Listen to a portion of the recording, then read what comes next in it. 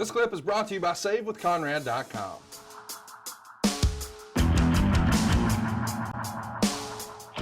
Hey, it's Conrad Thompson, and you're listening to Arn.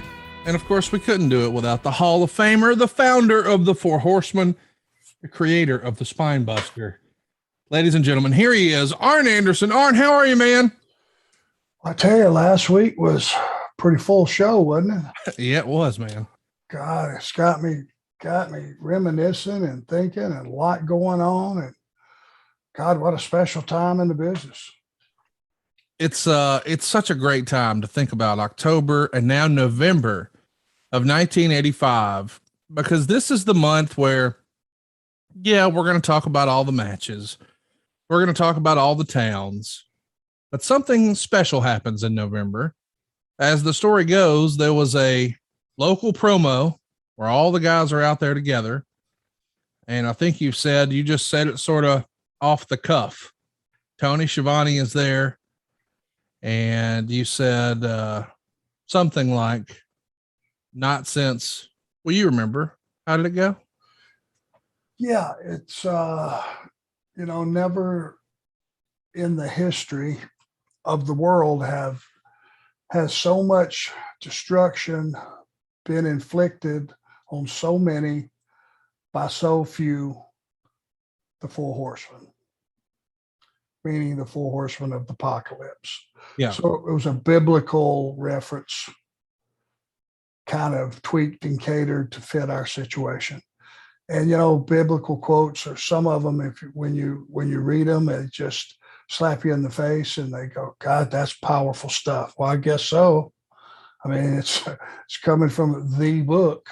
And that was I didn't prepare for it. I don't know why it popped into my head. It just, looking at those guys that were surrounding me on that promo, it just kicked in and it just fit, really did. And as the legend goes, that tape is not out there. It was a localized promo, and as a result, it was probably just taped over. So I don't think footage of it exists. Sort of explain to everybody what we mean when we say localized promo.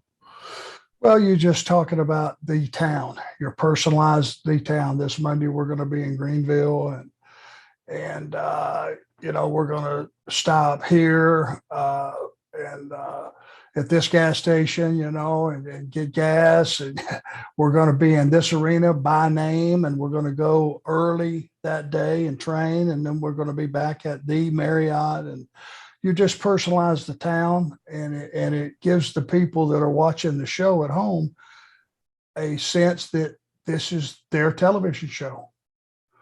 And local promos really help to sell tickets locally, big time. So the idea would be that tape wouldn't have aired nationally.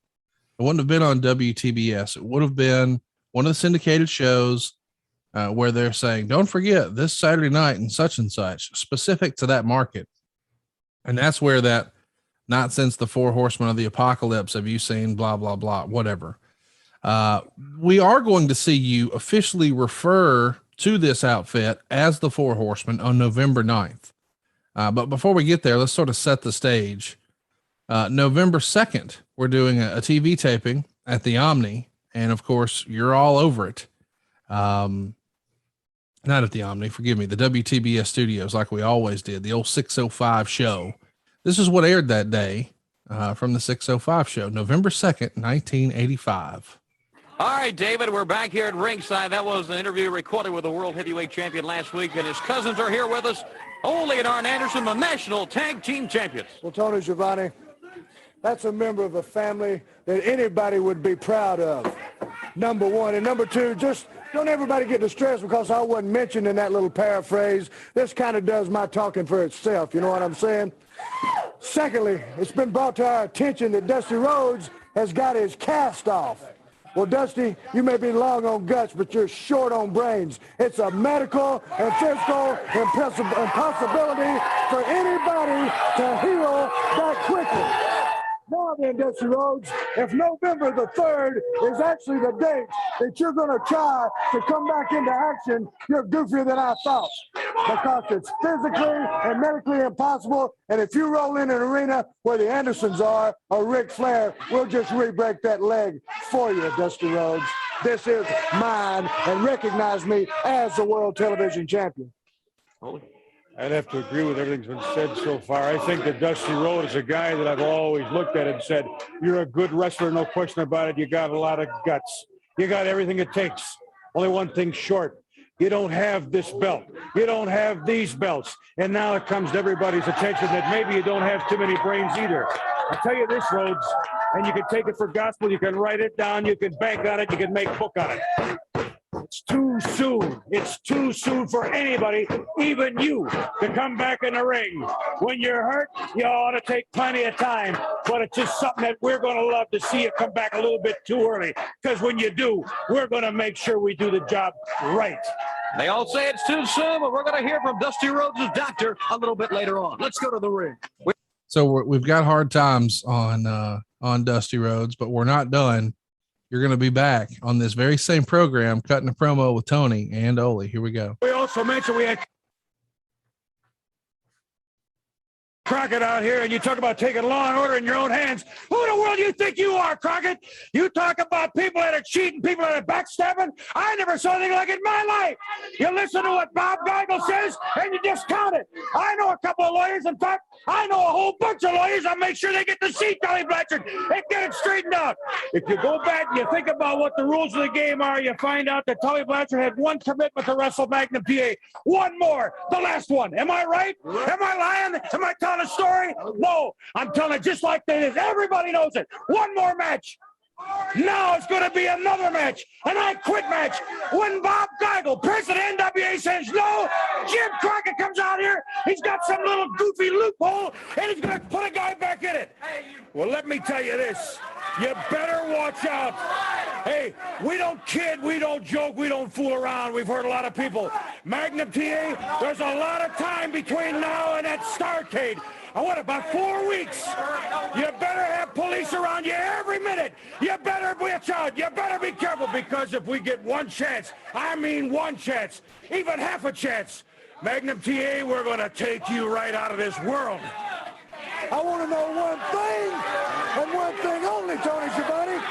What is this I hear about Dusty Rhodes and a steel boot, like a construction worker's boot? Now, I usually don't get upset, but if I get my arm hurt, can Ole Anderson tape a ball peen hammer to my arm and go out there in the ring and wrestle with it? This is completely out of order. We have to go to scoreboard, and we'll be right back. You're fired up, dude. That was great stuff. You know, the one thing that I heard in Ole's voice, which you never heard, is a little bit of panic and anger. His voice went up. Yeah, it did.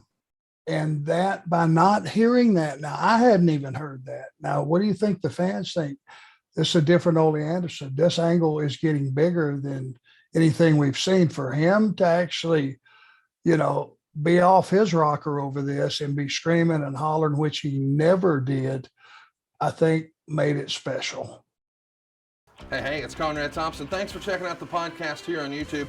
Be sure to hit the subscribe button and the notifications bell so you get a notice anytime we upload some new content. And go save yourself some money right now. If you're in a 30-year loan or you have credit card debt, it's not a matter of if I can save you money. It's a matter of how much. Find out right now for free at SaveWithConrad.com.